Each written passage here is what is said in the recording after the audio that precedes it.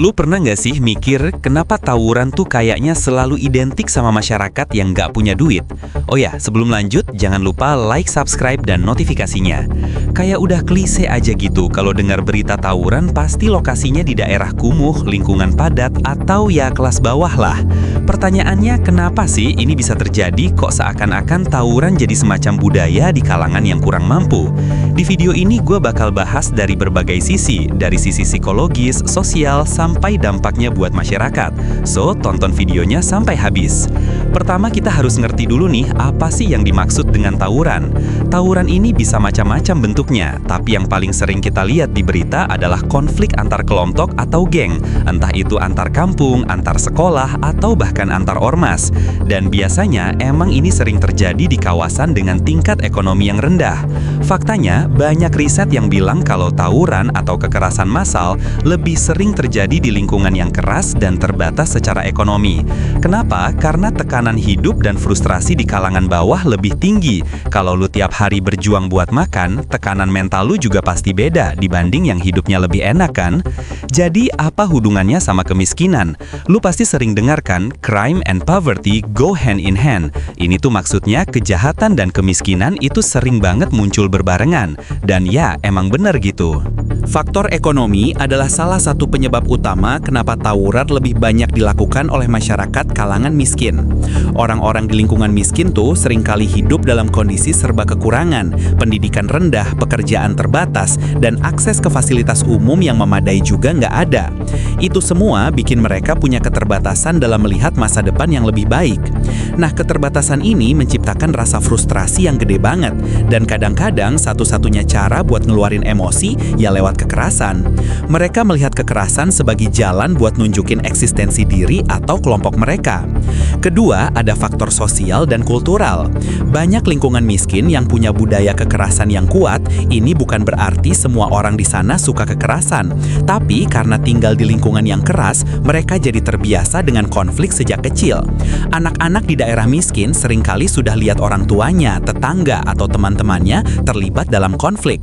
Nah, dari situ mereka belajar kalau untuk bertahan hidup, mereka harus kuat secara fisik dan gak takut buat berkelahi. Jadi, kalau ada masalah atau gesekan dikit, responnya ya langsung kekerasan gitu. Ini beda banget sama anak-anak di kelas menengah atas yang dididik dengan cara menyelesaikan masalah secara lebih tenang atau lewat jalur hukum. Faktor lain yang gak kalah penting adalah pendidikan. Di kalangan miskin, pendidikan seringkali bukan jadi prioritas utama banyak dari mereka yang harus putus sekolah demi membantu ekonomi keluarga.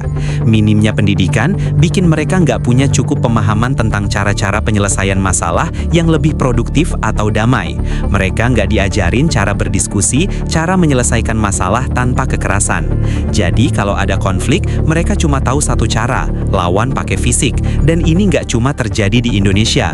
Banyak studi di berbagai negara yang menunjukkan hal yang sama. Pendidikan yang rendah sangat berkorelasi dengan tingkat kekerasan.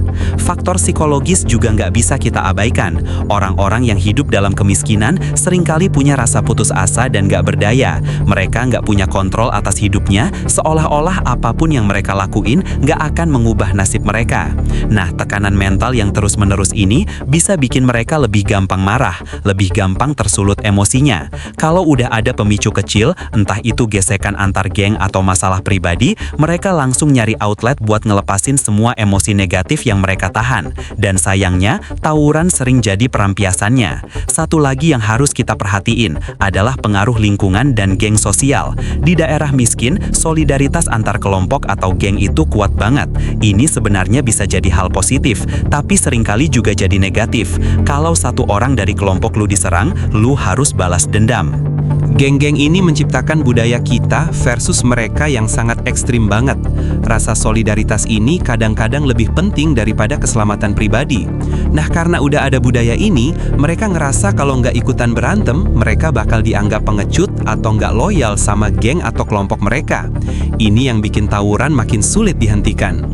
Faktor lain yang kita lupakan adalah aspek psikologis masyarakat di kalangan bawah yang hidup dalam kekerasan sehari-hari sering mengalami trauma.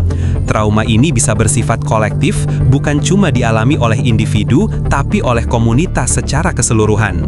Anak-anak tumbuh dalam lingkungan yang keras, di mana kekerasan adalah bagian dari kehidupan sehari-hari mereka, jadi terbiasa dengan konflik, dan lama-kelamaan kekerasan bukan lagi hal yang mengerikan buat mereka. Trauma ini bikin mereka lebih mudah buat terlibat dalam kekerasan di kemudian hari. Mereka merasa nggak punya kontrol atas hidup mereka, dan satu-satunya cara buat merasa berkuasa adalah dengan cara kekerasan. Ini udah kayak lingkaran setan yang susah diputus. Di kalangan miskin, banyak orang yang hidup tanpa status atau identitas yang kuat. Mereka nggak punya pekerjaan tetap, nggak punya prestasi akademis, dan nggak punya kekayaan buat ditunjukin ke dunia. Jadi gimana cara mereka nyari eksistensi? Salah satunya ya lewat tawuran. Buat sebagian orang, kekerasan adalah cara mereka buat diakui. Mereka merasa kalau mereka bisa menang dalam tawuran, itu artinya mereka berharga atau ditakuti. Ini adalah bentuk pencarian identitas yang salah, tapi buat mereka yang nggak punya banyak pilihan, tawuran jadi semacam jalan buat mendapatkan pengakuan sosial. Dan ini sangat berbahaya, karena semakin mereka merasa nggak punya identitas, semakin sering mereka terlibat dalam kekerasan. Lu pernah nggak sih mikir media dan hiburan juga ikut berperan dalam normalisasi kekerasan? Di film-film atau bahkan game, kekerasan seringkali digambarin sebagai sesuatu yang cool atau keren. Anak-anak di kalangan miskin yang kurang pengawasan orang tua sering banget terpapar sama tontonan atau game yang penuh dengan kekerasan. Dan ini membentuk pola pikir mereka, kekerasan jadi sesuatu yang normal dan bisa diterima. Ditambah lagi, media seringkali eksploitasi tawuran buat naikin rating atau traffic mereka. Nggak ngasih solusi, tapi cuma ngeliput tanpa ngebahas akar masalahnya. Ini yang bikin masalah tawuran jadi susah hilang. Terus apa dampaknya buat masyarakat luas? Jelas gede banget. Pertama, tawuran menciptakan rasa nggak aman di lingkungan tersebut. Orang-orang takut keluar rumah, sekolah jadi nggak nyaman, bisnis juga kena imbas karena daerahnya dianggap rawan. Dan jangan lupa biaya kesehatan buat orang-orang yang terluka dalam tawuran itu besar banget. Padahal mereka ini rata-rata nggak punya asuransi atau akses ke fasilitas kesehatan yang memadai. Selain itu, tawuran juga bikin pemerintah daerah dan polisi harus ngeluarin biaya ekstra buat ngejaga keamanan yang sebenarnya bisa dialokasikan buat hal-hal yang lebih penting kayak perbaikan infrastruktur atau pendidikan. Jadi, gimana solusinya? Jelas ini bukan masalah yang bisa diselesaikan dalam semalam, tapi yang paling penting adalah pendidikan dan kesempatan ekonomi. Kita harus ngasih akses pendidikan yang lebih baik buat anak-anak di kalangan bawah dan juga ngebuka lebih banyak kesempatan kerja yang layak buat mereka. Kalau mereka punya harapan dan tujuan hidup, mereka nggak bakal merasa perlu buat terlibat dalam kekerasan. Selain itu, pemerintah juga harus serius dalam memperbaiki fasilitas di daerah miskin supaya masyarakatnya bisa punya lingkungan yang lebih aman dan nyaman. Dan terakhir, kita juga perlu ngasih ruang buat mereka buat menyalurkan energi dan emosi mereka ke hal-hal yang lebih positif kayak olahraga atau kegiatan kreatif. Intinya, tawuran itu sebenarnya cerminan dari masalah yang lebih besar, kemiskinan, pendidikan, dan kesenjangan sosial. Kalau kita bisa atasi itu, gua yakin tawuran akan berkurang secara signifikan. Oke, segitu dulu pembahasan gua kali ini. Kalau lu punya pendapat atau pengalaman tentang tawuran di lingkungan lo, jangan ragu buat komen di bawah. So, terima kasih sudah nonton video ini. Sampai ketemu di video selanjutnya.